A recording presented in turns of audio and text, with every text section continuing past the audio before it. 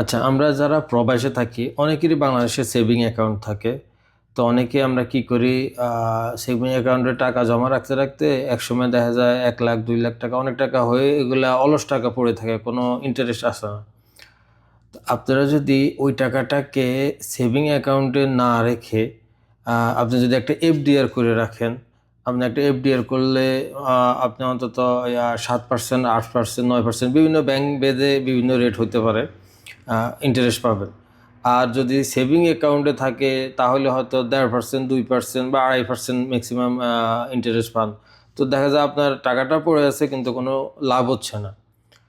তো আপনি যদি ওই টাকাটারে এফডিআর করে রাখেন, আপনি প্রতি মাসে সাপোজ 1 লাখ টাকা রাখলে 8% করে হলে আপনি প্রায় 800 টাকা পাবেন প্রতি মাসে, একটা ভালো একটা অ্যামাউন্ট।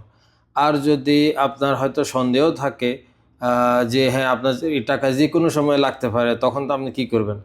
এটার জন্য এফডিআরের বিভিন্ন মেয়াদ থাকে, যেমন 1 মাস, 3 মাস, 6 মাস, 1 বছর, 3 বছর, 5 বছর, 10 বছর, বিভিন্ন মেয়াদের থাকতে পারে।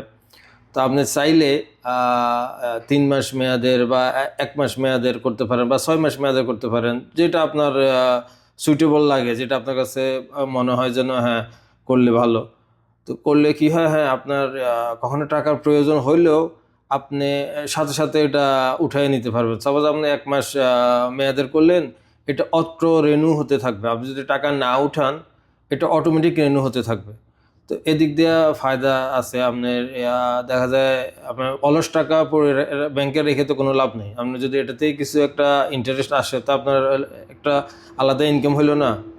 আরেকটা হচ্ছে আরেকটা হচ্ছে অবশ্যই শরিয়া ভিত্তিক যে কোনো ইসলামী ব্যাংকে করবেন। কারণ কি তাদের শরিয়ার বোর্ড থাকে, তারা অর্থাৎ আপনার আর সুদ হওয়ার সম্ভাবনা থাকে না।